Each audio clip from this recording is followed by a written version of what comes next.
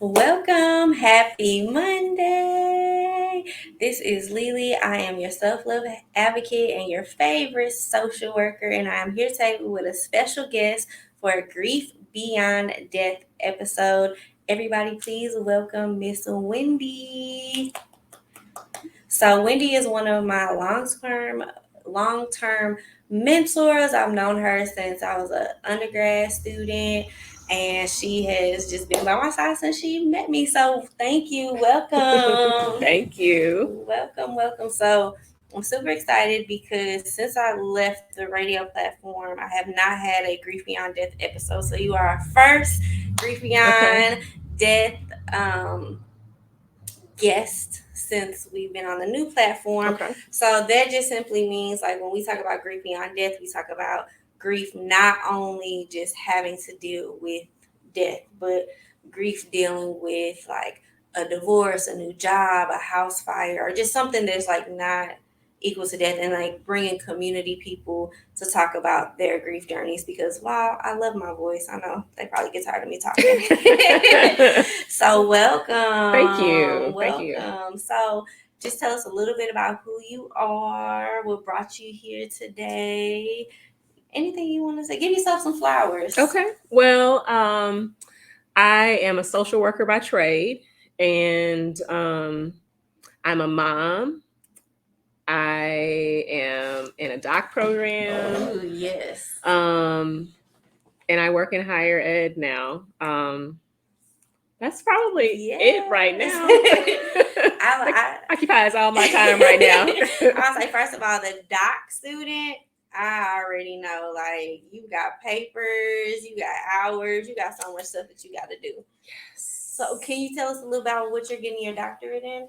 So I'm staying in social work. My doctorate is focusing on the administrative and leadership components of it, Nice. and so my research focus is looking at the impact of leadership style on building family engagement, Love that. and I'm really focusing on like alternative learning environments. So how Love does that that. work? Because that's a population that we don't talk a lot about. Right. So I'm really looking at how leaders can be better leaders and what are the qualities of people that really have good success in alternative schooling. I love that so much. First of all, there's not a lot of social workers, like PhD social workers, and then to do that, I love that. That's like music to my ears. Thank you. I love that. That is so amazing. So, yes, thank you for your time for being here today. So, for those of you who don't know, Grief Beyond Death is the segment where we bring somebody else here, but also to all of my guests do the icebreaker. So, our icebreaker is pulling the affirmation card, reading it, and then we see if it resonates and we talk about it. So, y'all know everybody does it. I do it. I will never not change this. So, let's go ahead and pick a card. So you can go first, since you're our Ooh, guest. this is a good one. It says, "Don't try to control things. It will take you further away from your inner wisdom. Calm down and listen to your heart. Your subconscious is always working toward your best interest." Ooh. Okay. All right. Ooh, I that hear was you. deep. I hear you, universe. That was deep. You stacked this on purpose, didn't you? Mhm.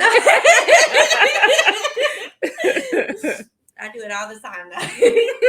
Yeah, but yeah, this really does speak to me. I think sometimes I'd imagine other people kind of get in this mode of trying to control things, and so that you can predict what's going to happen next and what's going to come.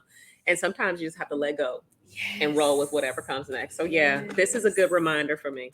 That was beautiful. I just imagine like your schedule right now and like how sometimes you could have like one, two, three, Hmm. but then Life just be life. life be like, just kidding. Right, sorry. That was beautiful. Okay. Let your dreams shift and shape just like your life shifts and shapes every day. Ask yourself every morning, am I shaping my life the way I want it to be? Yeah. Um I think this card, I think it kind of came for me because I like shifts and shapes, right? And I think like being a newer entrepreneur with a brick and mortar, like I would like to think I have control, and I just don't. Mm-hmm. And I think like because I work for myself, like sometimes I have the opportunity, like, well, if I don't want to come into work, I don't have to. If I don't have any clients booked, I don't have to do it. But I think like when I read this, it's like, what am I doing now in this moment to help me be like a better person, a better entrepreneur? Right. Right. So, and I think that's the kind of working for yourself. Like if you don't want to do it, you don't have to. Mm-hmm. And if it's a slow day, you don't really have to do anything, which again has its pros and cons, but also too, like if I have too many of those days, like am I really shaping my life the way I want it to be? Mm-hmm. So I think that's a constant, like almost an affirmation every day. Like, well, what are you doing to help you grow? Right. What does that look like? So okay, it didn't have to come from me the Right. way I know. it Yeah. Thank you for just getting all up in my face. It's been 5 minutes. did. Thanks. All of literally 5 minutes.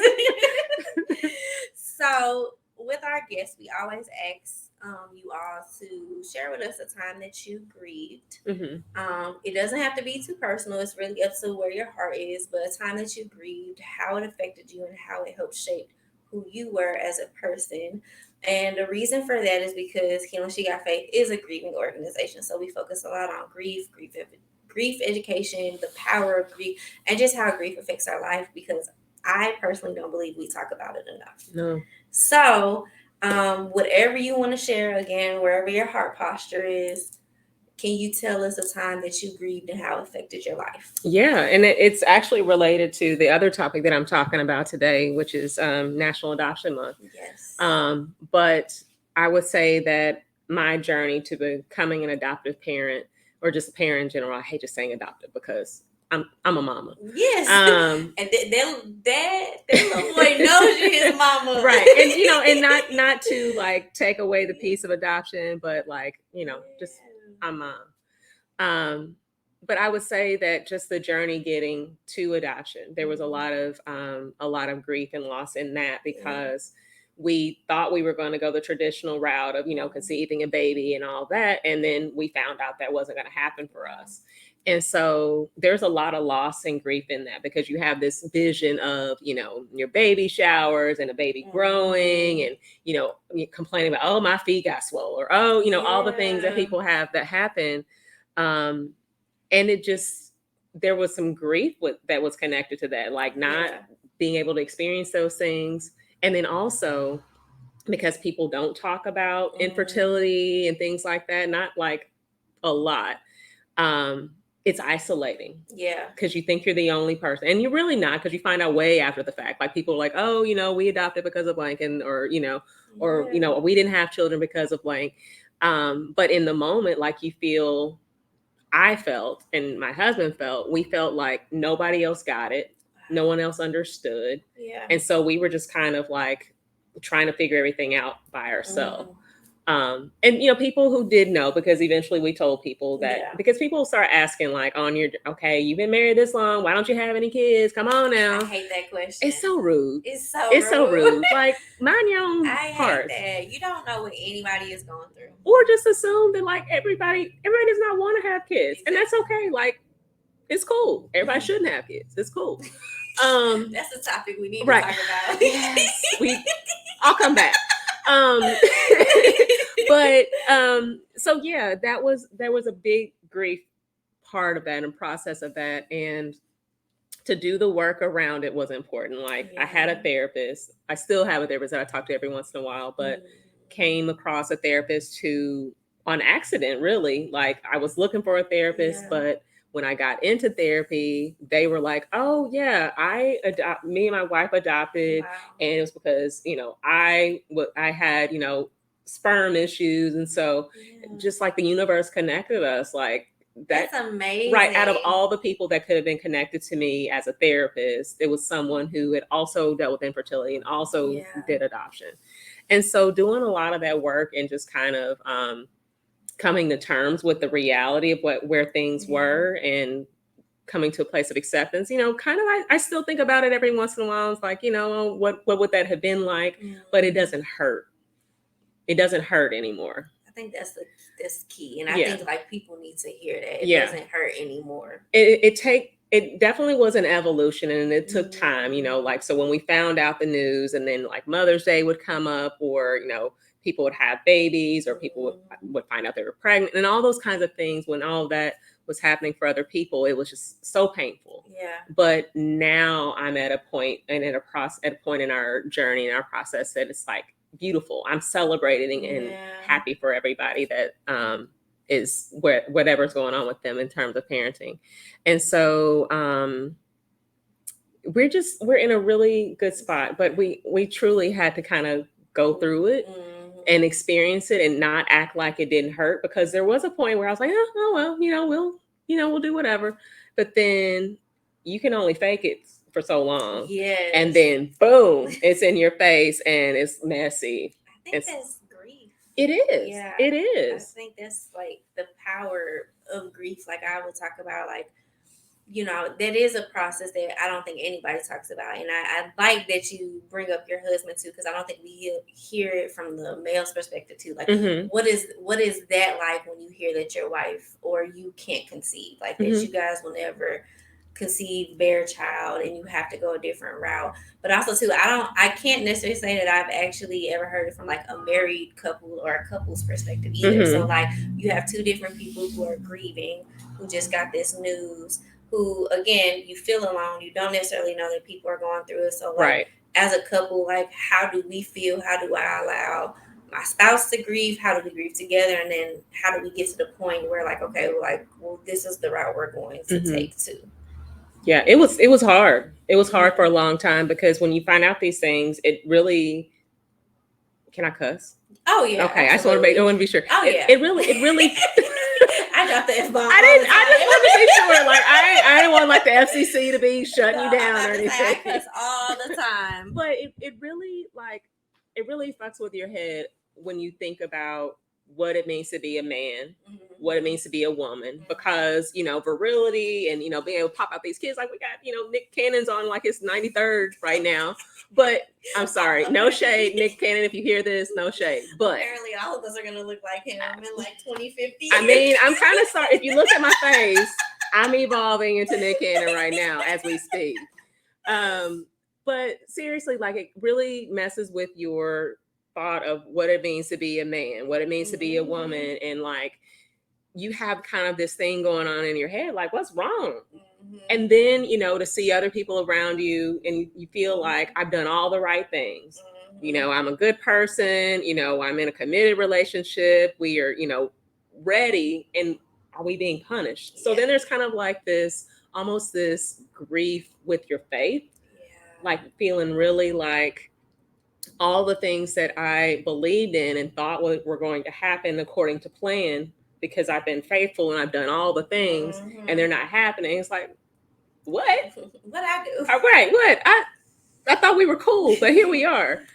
And so it took some work individually, and then some work as a couple in counseling, because there were moments where we weren't really sure what to say to each other and how to talk about things with each other. And it took a minute for us to get back to that point. Yeah. And we didn't formally start adoption process and conversation and seriously talking about it until we did that work. Wow. Because kudos to you all. Because we had to be ready, and we could not set our child up for this standard of perfection and to be like our savior. It wouldn't have been fair. So we knew that we needed to be ready, and kind of like have worked through a lot of the grief that we had attached to infertility and not being able to be parents in the way that we thought, before we could start the process. So that's how we got there. And that's, I guess, the long worded version of your first question. I love that. No, I think that's so powerful, because when you talk about grief beyond death, we don't hear stories like this. We don't hear about the grieving of I can't have a child, I can't bear a child, and then you don't hear the healing part about that. So to make the executive decision that I know I have to heal before I can even start this adoption process to even get a child that I might not have ever thought I was going to have in the first place, I think it's powerful, because again, you do grieve that, like, I don't want to speak for you, but I know like most women that I speak to dream of being that wife and mother, they dream of, having the big belly, having the sparkly baby shower, Mm-hmm. and things like that. And so when you're doing, like you said, doing all the right things and you're told, yeah, that's not going to happen, we don't talk about the grief that comes with that. So now I'm grieving my old self. Now I'm grieving a dream that will never happen. And I'm grieving the life I thought I would have had. Right. And I think that speaks volumes to like you and your family and how you got through that. Because again, we don't talk about grief in that perspective. Like we Mm-mm. just talk about grief in death, like you Mm-hmm. lose somebody, but also too like what in that grief process, what was that like to grieve the life you thought you were gonna have? Oh, it was horrible. It was horrible. Like, it's, I would compare it to maybe like a death, because there are constant reminders, like all the time. Every time somebody has a baby shower, every time Mother's Day comes up, every time someone asks you, when are y'all, so there was a constant, like, just when you think you're kind of like in a good spot, then it was kind of like, psych. Just kidding. Right. So that was probably the roughest part, until we got to just kind of that place. I think some of it was time, and some of it was the work that we did in counseling, that just kind of give you a different sense of peace, of acknowledging that all that Yeah. sucked, but this is the new, and this is the opportunity that I have moving through it. Um, it just, I mean, it sucked for a while, Yeah. Yeah. like with a lot of other grief. It sucks really hard for a long time, and it's not, um, it feels like it's unbearable, like you're not going to make it. Right. And then time and, support and all the things that help you through it, you get to the other side, and while you still kind of grieve things, it's not as painful. And you can still, you can talk about it and think about it, and it's not debilitating.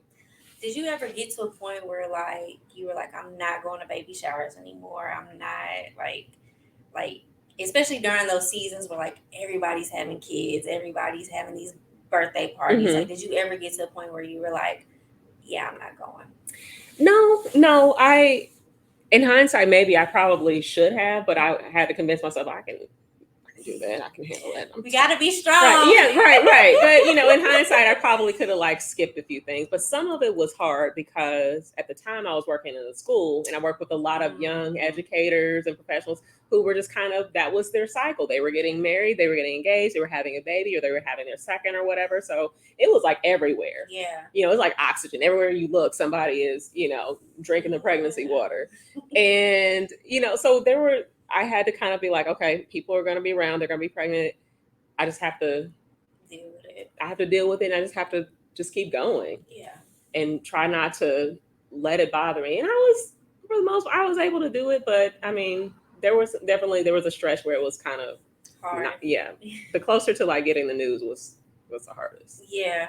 No, I think that speaks volumes. Like for me, I've hit a place in life where like, so I'm in my 30s, I'm single, I'm childless. At this point, I don't really know what that life is going to look like for me. Mm-hmm. I don't know if I'm going to have kids. I don't know if I'm going to be in a relationship.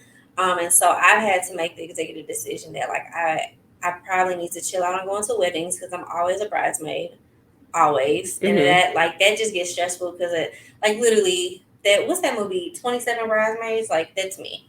So like so it gets to a point where I'm like, I just don't know if I want to keep putting myself through that. Yeah. But also too, like I would have thought I would have had at least 2 kids by now, and so like to not have kids, which I'm not complaining. I will say that. Mm-hmm. Like I'm living a pretty good life right now. Not saying you can't without kids, so please don't take that wrong. But it's different. Yeah, it's a lot different, and so with that, I've had to take a step back from like, because right now I'm the single and childless friend. Mm-hmm. So I've had to take a step back. Like I don't always want to go to a 1-year-old birthday party. I don't always want to go to a bachelorette party. Like I don't always want to do that, especially like because I'm grieving that person who thought like at the age of 25 would be married with kids and stuff like that. Right. So I'm at that season where I'm kind of grieving that person, because like where I used to desire love and kids, I'm actually kind of okay not having it right now. Mm-hmm. Like, and I think I'm probably enjoying it a little too much, because now I'm like, listen, I'm good. If it don't happen, I'm not gonna be the maddest person in the world.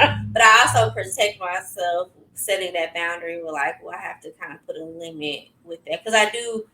For me, I do get to question myself like, well, am I really a woman? I don't have any kids. I've Mm-hmm. never been Mm-hmm. pregnant. Am I really a woman? I can't even get a date at the age of 31. So like having to one grieve that and two like not beat myself up because there's so much comparison in the world. Mm-hmm. Like you said, Nick Cannon is on his 25th kid, and we're all like, how do you even get these women to text you back? Like, Like, are you not tired? right? That's a lot of work, but so yeah, so thank you for sharing that. I think that's like probably one of the most beautiful examples we have of like grief beyond death, especially for topics we don't really talk about, which is what I want to do on the show because, like I was just saying before we got on camera, like talking about like adoption, which I'm gonna say is the topic. So we're talking about adoption month, which is why Wendy is here. So that's today's topic: grief beyond death, intro, or um, I don't know. We'll just call it adoption month. Yep. Yep. We'll just National Adoption Month. yeah, we'll just call it National Adoption Month. That'll be today's title. So since we kind of already started talking about that, we'll just continue that conversation. But talking so like I was telling Wendy, I know about adoption mostly because I've been in social work for years at this point, and so when you get that degree, that's one of the things you learn about because adoption agencies have social workers. So I've learned a very little bit. When I say a little bit, me and Google probably know the same stuff. But with that, how did you get to the point after you grieved and after you and your husband went through your healing process? How did you get to the point where you guys decided you were going to adopt, and what did that process look like? And I probably should backtrack. We were talking about when we were talking about starting a family, we said, we'll have biological children and then also adopt. Nice. So we were talking about adoption anyway, and then it just worked out differently. And so how we kind of got started in our process is I asked the friend that worked in foster care. I said, "Hey, I we're ready to adopt. What route do you suggest we go?"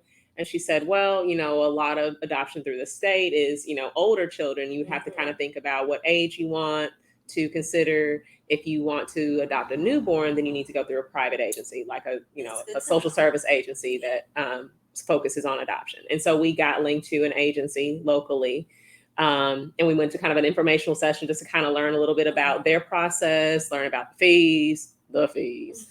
That's one of the questions. And all the paperwork that's involved is a lot of paperwork, a lot of paperwork, and about the process. And so we started our paperwork with the initial, we're interested, here's our first fee, and then they connected us to an adoption worker. Nice. And so then we started doing more paperwork and talking with them about our reasons for adoption, what we were looking at in terms of age, in terms of race, and all the things, everything that you could think of that people would ask you about that you were looking for in a child. Would you be comfortable with a child who has special needs? Would you be comfortable with a child who has medical history of whatever, family history of what, all the things? And you have to do background checks. You have to have references. You have to have stable employment. And you have to go do all this stuff. Yeah. And then you create for this agency, and some of this is different for other agencies, but the background check, the references, and all that stuff is pretty standard. But this agency had you do like an adoption book where you made a book about yourself and your family, so that prospective birth parents could look at it, and then they choose ones who kind of resonate with them. Yeah. And so they kind of match you based on that. So birth parents who are making an adoption plan look at the books and they pick people, and then you get their paperwork, kind of to look at their history, how they've been doing in terms of prenatal care, their reasons for making an adoption plan, and then you decide if you want to move forward, like if you want to be considered more for that situation. And then if you say yes and they say yes, then you have a visit and you talk to each other. And then if you still want to continue, then you say yes. And if they still want to continue, then you say yes. And then that's how it goes. So you all got to know the family that you were So we adopted met. from. We met. Wow, that's amazing. We had two. Actually, we had two meetings. Okay. We met over Skype with the agency. They were at Okay. the agency from out of town because they have satellite Yeah. locations. So we met that way, and then we decided, yes, we want to meet this person, and then they said, yes, we want to meet. So we met at the local office where they were located, and we talked and all Yeah. of that, and we continued, and yeah, That's amazing. So yeah. I did not expect that story. I feel Hmm. like I had like I don't want to say like prejudgmental, but like I just never heard of that type of agency, and I've never like heard it in the way you told it. Hmm. So that like that blows my mind, like that y'all had a book and you got to meet the other couple. And it's different for a lot of places, and it's actually changed over time because it used to be what they refer to as closed adoptions, where Yeah. you didn't know anything about the birth family Right. and you just have your placement and that's it. And now they are doing more open, they're leaning more towards open adoptions because all the research points to it being so good, Yeah. so that the child that you adopt has knowledge about their family, their Yeah. birth family that they come from, and so that they have that information, as much information about themselves and their medical history and their birth family and all that stuff as Yeah. possible. And so openness looks like whatever it looks like, and that's the other one of the other things in your paperwork. At this agency, they ask you what openness you're open to. So emails, phone calls, visits after placement, Yeah. what are you open to? And so we have like a Google Photos account where we exchange pictures, Really? and they actually have they have an older, so my son has an older sibling, so we send pictures back and forth, and Wow. it's really cool I because love that. he will have that as he continues to get older, and we share pictures with him and we talk about it with them. And then at some point, if he wants to meet his birth family, then we're completely open to that. That's amazing. So that, oh man, my heart. I love that so much because I think, like you said, I was just learning about closed adoption. So Hmm. like where you really just don't know. You know how like they show it on TV, the mother goes into labor, there's a curtain, and then Hmm. you're here, here's your baby. So I think like that was my perception of it. Yeah. And Um, some places still do yeah, it that way. And some birth mothers through this agency can say, I want to close. I don't want to see the mhm, baby once it's delivered. I don't want to see the family or anything. yeah, But they wanted that. yeah, And when we saw that, we had to say, yes, we want that too, because you don't want to lie and be deceptive or anything. So, yeah. and going into it is kind of nerve wracking. Like, what does openness mean? Like, does that mean they want to hang out all the time? Mhm, No, it's just basically maintaining a line of contact. And mhm, so, just and I love it yeah. now on this side of things because we can show them that you made a good decision when you chose us to Yeah, do this yeah. for you. And I'll have that for the rest of your life as well as your child. Like, so I just imagine like your child growing up with like a better mental health as far as like, I don't have to question where I come from. I don't have to question who is in my life. If I ever have like DNA questions, like we Mm-hmm. have that access Mm-hmm. to know that. So like, because what I've heard from people who've been adopted, like they'll come up on like a health issue and they have no contact with their birth side of family. They have no way to check their lineage, Yeah. and so there's an emptiness, but also too like, how the heck do I even like know what to do with myself because I don't even know Right. my health Mm-hmm. history. So like I think that's just so powerful in like your child growing up to know like, wow, like I have this family that like took me in as if I'm their own blood, but also kept that line of communication with the other side of my family, that I'll always have access to them Mm-hmm. and be able to ask questions, be Absolutely. able to like have that open communication. I think that's just powerful. And I like me, how I think, I'm just wondering like, I can't wait to see your child when he's older to like see y'all's relationship. Like I just wonder how close y'all will be because of how open you've been with your child Mm-hmm. from day one. Yeah, and it's not a secret. Like Yeah. our pictures from finalization are first pictures in the house, and when anybody comes in, he says, "That's me when I was adopted." So he knows about adoption. He knows what Yeah. it means, and as he gets older, we talk about it in different ways that he can understand. Yeah. And we just feel like it's really important that he knows all of who he is. Like everybody deserves to know who they are, where they come from, their roots, where do I get my passion for, whatever. We want him to have that too. And so we're really open with him about talking about those things. And we continue as he gets older to be able to do that more. That's so cool. I love that because I feel like that leaves like just open communication for the rest of his life. Like with not just you all, but like just even when he goes to school or if he meets another young kid who is adopted, or if he meets when he's in college, if he meets somebody who's about to give a child up for adoption, he has that because you guys kept that open communication. I think that's so beautiful. How did y'all choose what age you wanted to adopt at? I was selfish in wanting to adopt a baby. My husband also did too, because we wanted to have that whole experience. And we knew that, older children, there are sometimes those concerns about attachment and all that. And we really wanted to kind of go through all the milestones with them. So, we chose a newborn, and he was born on a Sunday and came home on Wednesday, or I cannot remember, Wednesday or Thursday, and it was on after that. Like at 2:00 in the morning, he was crying. I was like, "Yep, we're here. We got a baby now. We're here." Did you all was she far along in her pregnancy, or did you get him right when he was a newborn baby? As far as when did we bring him home? When did we learn about our match? Yeah, when you learned. Oh, okay. So it was.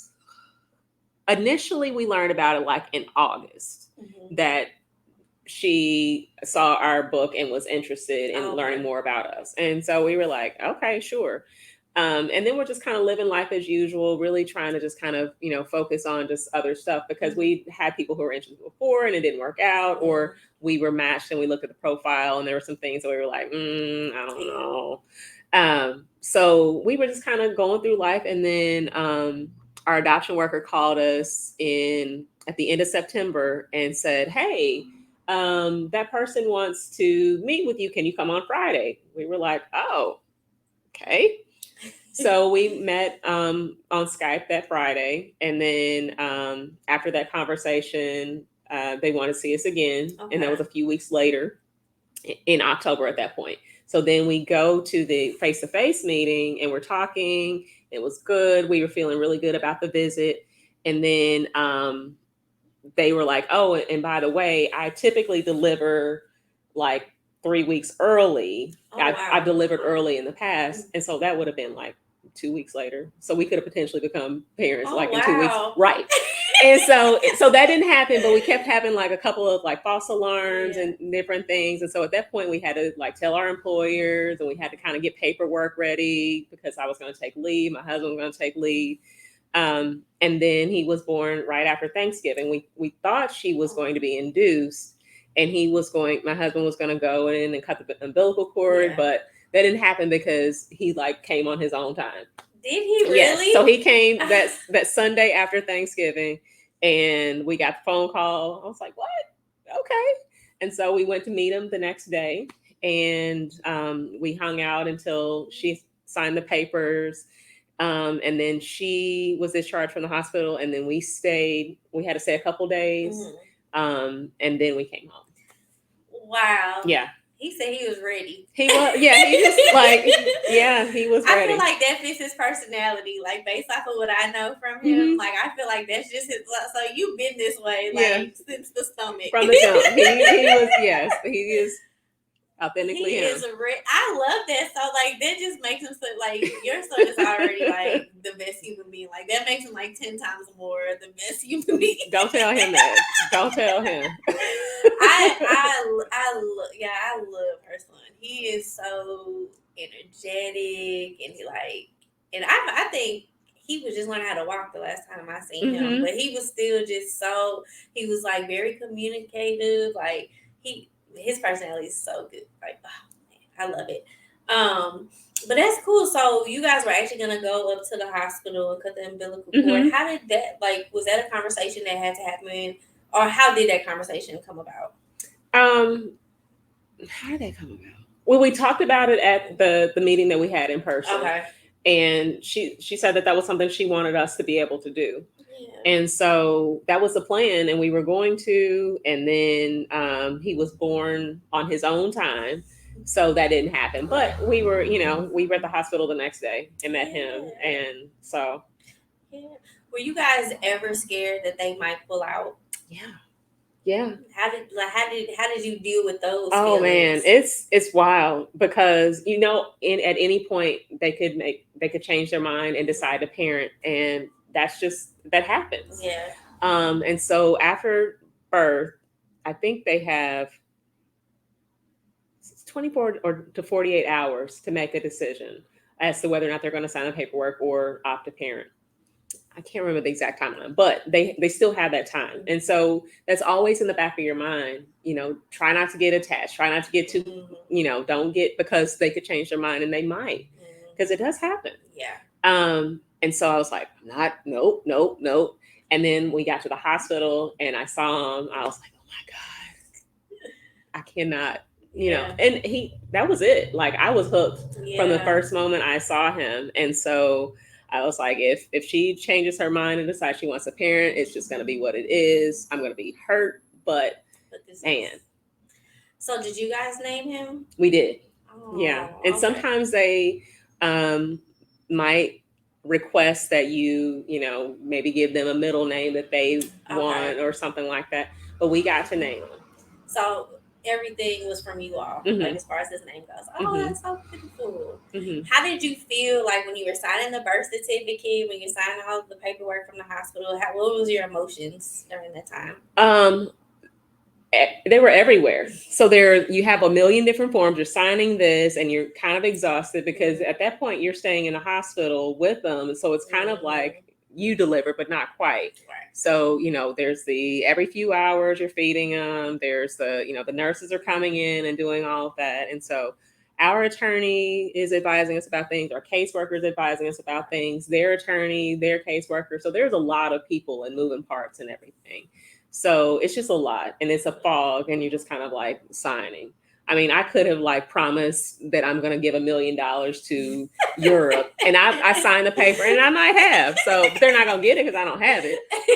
But I mean, there's just so much paperwork from start to finish, Yeah. from that point to when you go to court for custody, and then you go to court for finalization and paying the attorneys through all of that. It's a lot of paperwork. So when you're done with the paperwork, is that when adoption day is, or is the adoption day like something totally different? Adoption day is totally different. Okay. So we signed papers from the hospital that gave us like a temporary custody arrangement, and so in a few weeks we had to go to court to get like official temporary custody.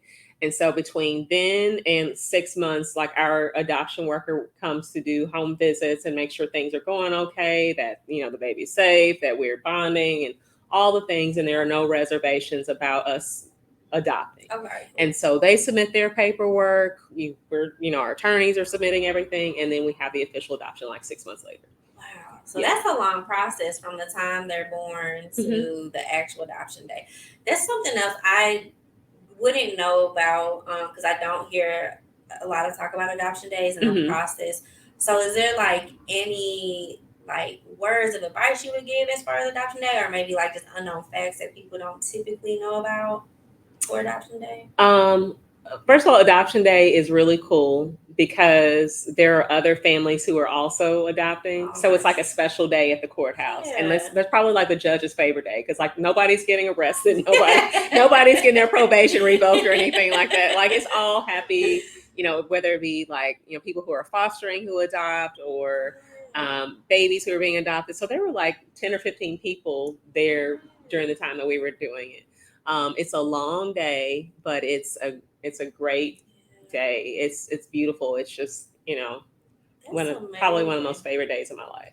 That's so amazing. Like, I don't know. I just can't even imagine. Like, I hope I can experience that one day because it just sounds so cool. Like, I envision it like you finally get to the moment like we're here. Like, this is it. Did you all have like a big celebration? Did you wear like matching outfits? Was there anything special that y'all did for that day? Not really. I mean, it was it was just kind of like low key. We went and I think we maybe like went to McDonald's after. Hey, hey, a McDonald's fries and Yeah. Sprite. So it's pretty good. Pretty good.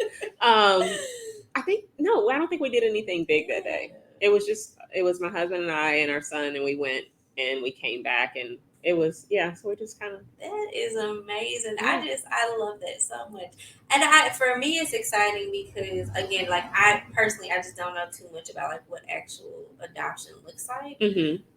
And I don't know that that I've ever heard like someone actually explain the full story. I think I've heard perspectives from like a child being adopted, but like the other side of the parent, like what does that look like, the Mm-hmm. emotions you go through, the grief you go through, because like you mentioned earlier, there was matches earlier but they didn't go through, so like I imagine that's the type of grief too, like you finally think you have it. Yeah. How many families would you say you probably went through before you finally got to your son? Um, I'd say maybe like 5 or 6. Wow, that's a lot. Yeah. Well, and then there were a couple that we said no, we don't want to be considered a couple because it was like they're due any day, and I was like, wait a minute, that's too soon. And then there were a couple that just there were some kind of things in the background that were like, no, no. Yeah. And there were a couple that we thought we were going to meet, and then they changed their mind at the last minute. One decided to parent, and then one decided to go with a different agency. Okay. So when this happened, it happened. Yeah. So, did you feel like any type of grief in that, or were you pretty like it's okay, this part of the process, we'll just go on to the next? Honestly, yeah, I was kind of like there was one that I was like, oh, I'm really looking forward to meeting them, and then it didn't happen. I was like, dang, that's messed up. But we were ready for that. I think our worker did a really nice job of preparing us for all the things along the way. Of just because you get I send this to you doesn't mean that it's going to be a match. It's just kind of a possibility. You might see some things in the profile that you have red flags about. They might decide that you're just not the match that they're looking for. Don't take it personally. It's going to happen when it happens for you. And that's really how it went. That's a good worker. Yeah, she was the best. She does not do it anymore. She's moved to a different role in the agency, but she was really really good. That's a good worker because that's hard to like be the liaison between two families in a really difficult situation because Mm-hmm. you're dealing with two different worlds, Mm-hmm. bringing one world together. Yeah. And so like preparing it because honestly, just as human nature, we take everything so personal. So you be like, Mm-hmm. "What you mean I ain't the Right. match? Like Right. I'm the best person. Clearly, let me meet you. Let You'll me fall love in this love. baby. Like that's it. That's Right. all. But to have somebody there is supportive outside of like just you and your spouse depending on each other, Mm-hmm. but also to like just somebody to explain everything because um were there points in your adoption where like you just absolutely didn't understand like what was going on? All the paperwork. There is a lot of paperwork there. Whenever you do your profile, it's like it's not this thick, but it feels like it's this thick. Yeah. So it's like okay, talking about your family history. You kind of write a family narrative of your family. My husband had to write one of his. They ask you like a long checklist of would you be open to accepting a child who has this condition, who has family history of this, what race, what age, all the things. And so then you go through the paperwork with your worker. And so she was scanning in like, okay, so do you understand what this means? Because this is what it really means. Are you sure you want this? And then you're like, no.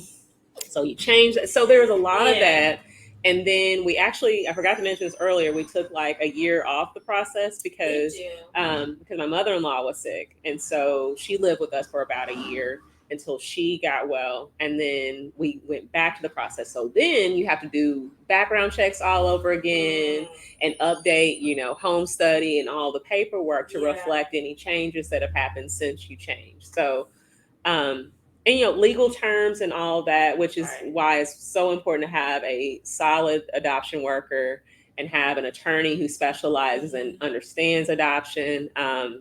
So there were a lot of points where I was like, what does this even mean? Right. That's such a good point. I'm glad you brought up. So you have your adoption worker, but you also have an attorney as well. And so having those two and making sure they're on the same page to make sure y'all on the same page is important. That's part of your support system Right. in this Right. decision, in this journey to do it. Mm-hmm. That's so. See, it's stuff like that. Like I don't know that we know stuff like this. Like We didn't know it before we were in it. yeah. Yeah.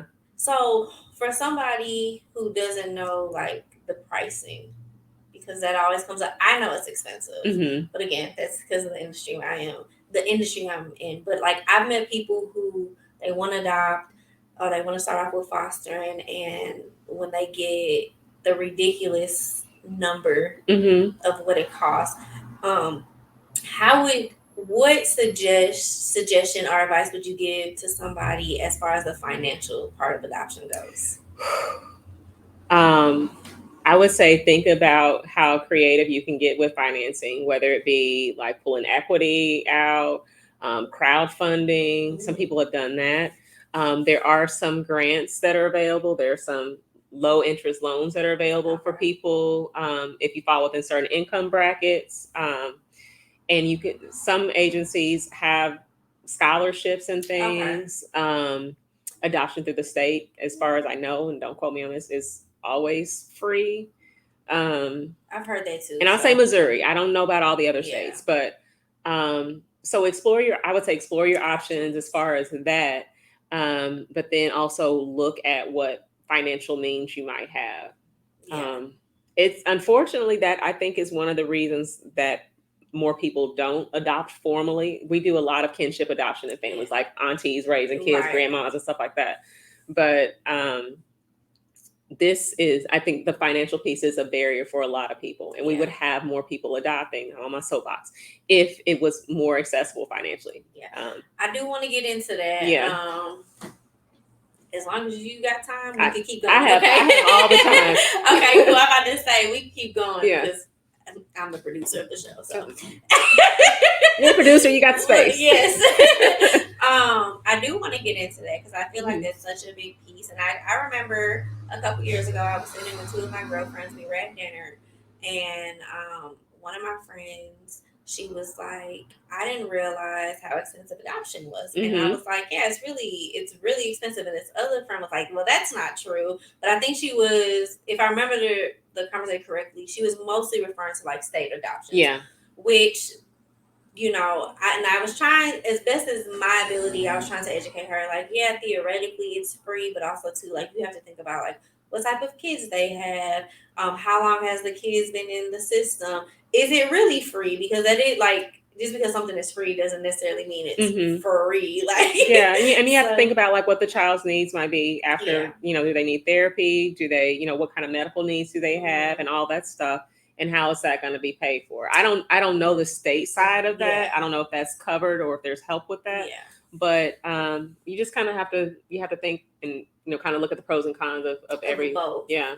Yeah, so I know a family. They actually they did adoption. They did one from the state, one from a private agency, and then then found out they were pregnant. So they really like they joke all the time. They said they got triplets. Right. They literally got like they went from 0 kids to 3 kids at one time, which I think is pretty cool. And then it's so funny because their kids actually all look alike. So it's just amazing how like things like that happen. Yeah. But they, I remember talking to them and they were like, they went through the state because it was free. And they just ended up being able to get a child at the age that they wanted, which they actually didn't want newborns. They were like looking between like the ages of like 7 and 12. And so then they got an opportunity to go private. And so they actually did the state and private at the same time. Okay. It kind of just worked out that way. And then of course they're getting ready to adopt these 2 kids and they find out they're pregnant. So they went from, like I said, from having 0 kids to 3 kids at once, which I thought was pretty cool. But I also thought it was interesting because they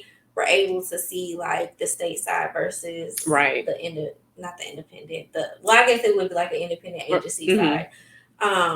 But they talked about the finances, which is another. Again, I want to get back on the soap opera of we have kids in needs, we have kids in the system, we have kids who needs to be adopted.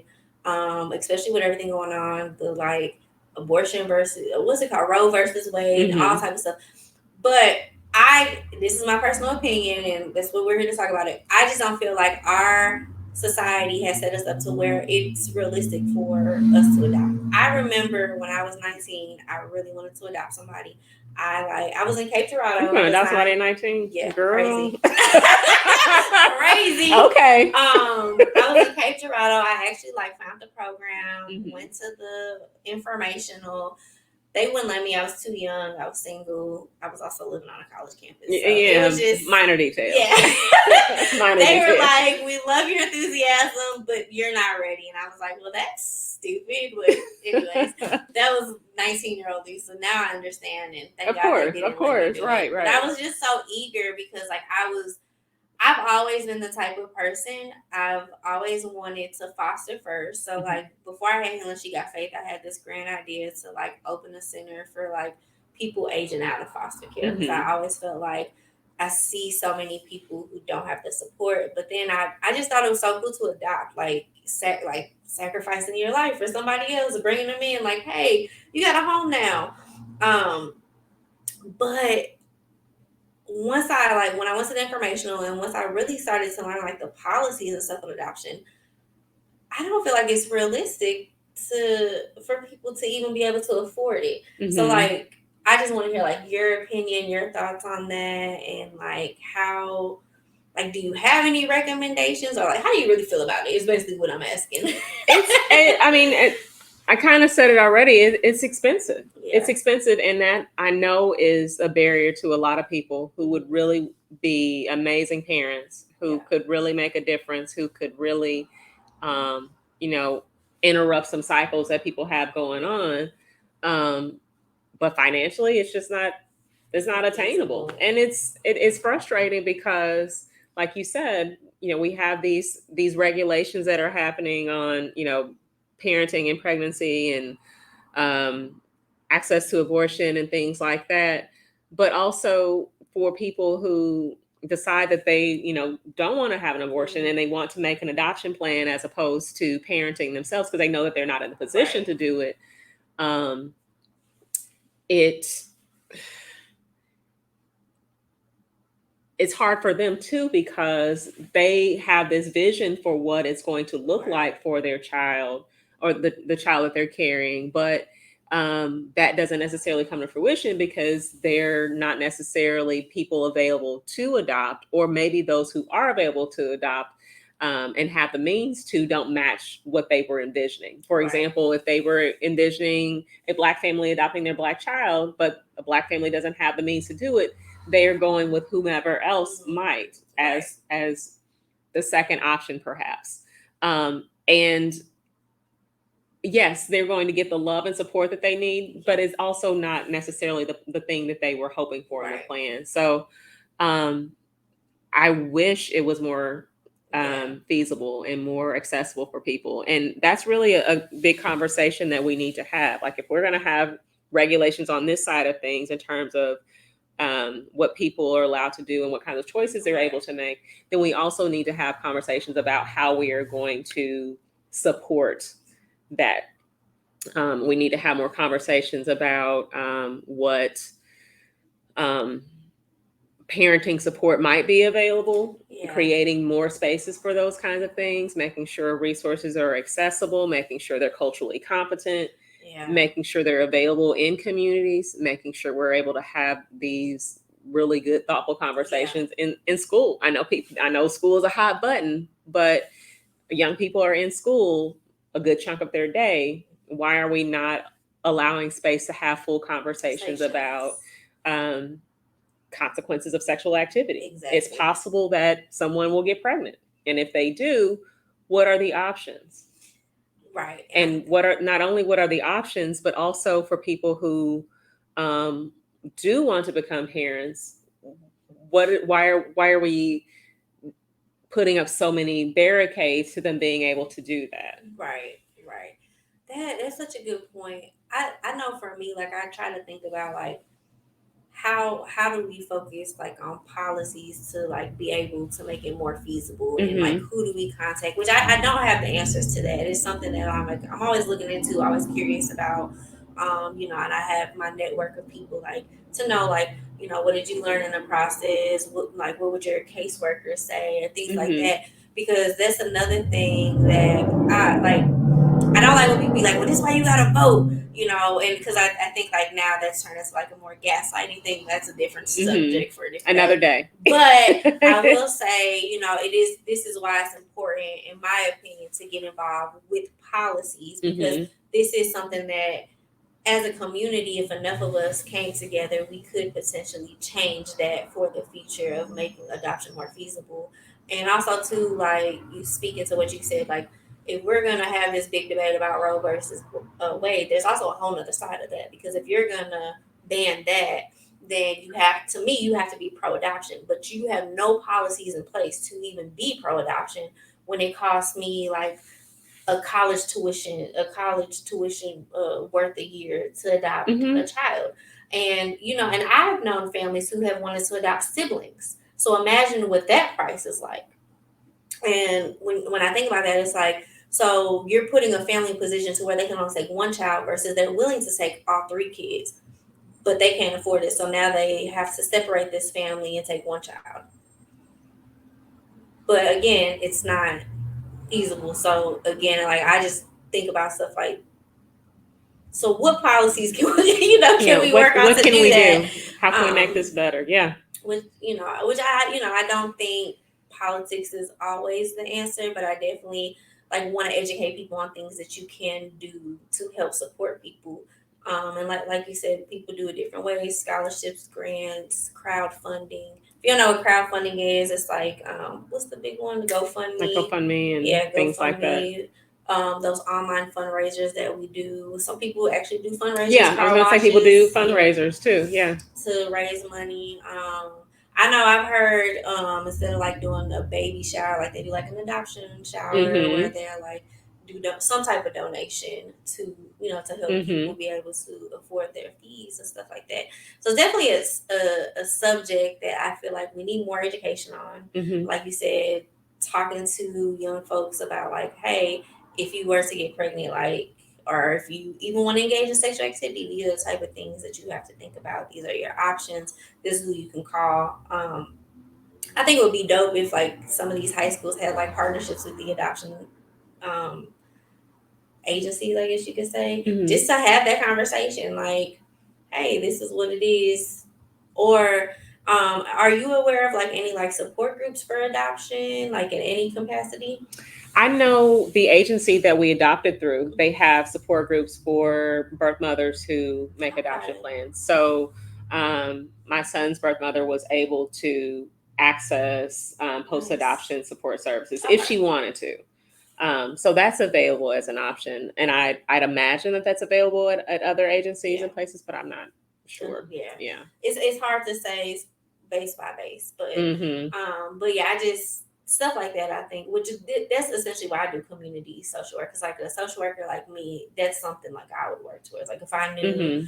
like like if you would be like, oh, like I know 3 people that just put their baby up for adoption. Like a social worker like me would be like, oh, well that seems like they need a resource. Yeah. So let's go and create that. But I think adoption needs more advocacy. I think it needs more conversations. I think as far as like with my work and what I do with grief, I think it comes with both parties. Um, the family that's deciding to come up with an adoption plan, but also the family that's deciding to adopting and the reasons why they decided to go to adopting, and also the grief with, I really thought this family was going to work and it didn't. So now what? Yeah.